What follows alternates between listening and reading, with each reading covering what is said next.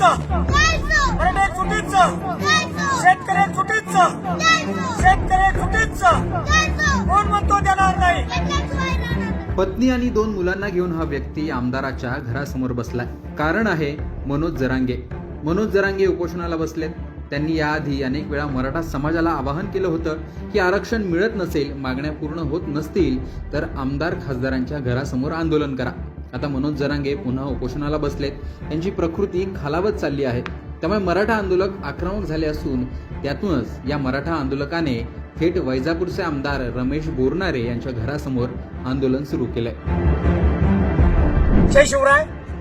या ठिकाणी मनोज आंतरवाली सराटी येथे गेल्या 5 दिवसापासून मनोज जरांगे पाटील अन्न पाणी त्याग करून उपोषण करत आहे मराठ्यांच्या आरक्षणासाठी।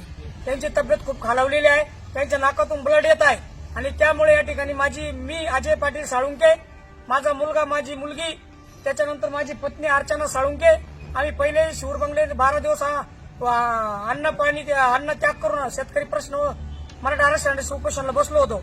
आता मनोज जरांगे पाटलांची अतिशय तब्येत खालावल्यामुळे आम्ही या ठिकाणी आमरण उपोषणाला बसलेलो आहे।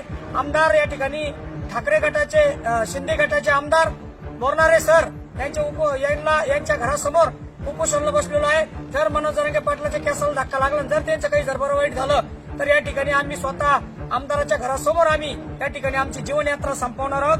तसं निवेदन या ठिकाणी आम्ही सर्व तहसील कार्यालय, उपजिल्हाधिकारी कार्यालय आणि तसेच पोलीस स्टेशन या ठिकाणी दिलेलं आहे आणि त्यामुळे तात्काळ या ठिकाणी मनोज जरांगे पाटलांचं उपोषण या ठिकाणी सोडवून मराठ्यांचा अध्यादेश या ठिकाणी आरक्षणाचं त्यांनी या ठिकाणी काढावा आणि कायम स्वरूपीचं आरक्षण या ठिकाणी ओबीसी प्रवर्गातून या ठिकाणी द्यावा, मनोज जरांगे पाटील म्हणतील तसं द्यावा आणि आम्ही जे शेतकऱ्यांचे प्रश्न या ठिकाणी घेतलेले होते आणि आता पण घेतलेले ते पण या ठिकाणी तात्काळ त्यांनी या ठिकाणी मार्गी लावावे हेच या ठिकाणी सांगतो आणि थांबतो। एक मराठा एक सुटीचं मराठा एक सुटीचं शेतकरी एक सुटीचं शेतकरी एक सुटीचं कोण म्हणतो देणार नाही, कोण म्हणतो देणार नाही। शिवसेना शिंदे गटाचे वैजापूरचे आमदार रमेश बोरनारे यांच्या घरासमोर या जोडप्याने आपल्या मुलांसह उपोषण सुरू केलंय।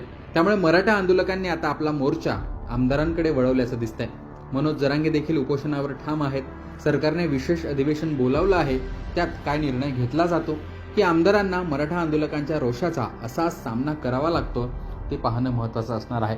आमदाराच्या घरासमोर बसलेलं हे जोडपं, त्यांचं सुरू असलेलं आंदोलन याविषयी तुमची मतं कमेंट बॉक्समध्ये सांगा। लोकमतचं यूट्यूब चॅनल सबस्क्राईब केलं नसेल तर ते आठवणीने सबस्क्राईब करा। फेसबुकवर हा व्हिडिओ पाहत असाल तर लोकमतच्या फेसबुक पेजला सुद्धा फॉलो करा।